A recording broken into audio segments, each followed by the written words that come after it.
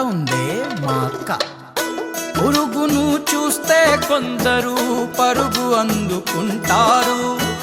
భూకంపమే వస్తున్న అక్క కుమాలనే అల్లునుగా. పుట్టినది ఒక బిడ్డ, పుణ్యానికి ఒక బిడ్డ. ఇరు పాపల అల్లరికి మా అక్కే జోలాలిగా. ఈ అక్క మా ఇంటికి మిన్నా, మా అక్క మనసు ముందు హిమాలయం చిన్న.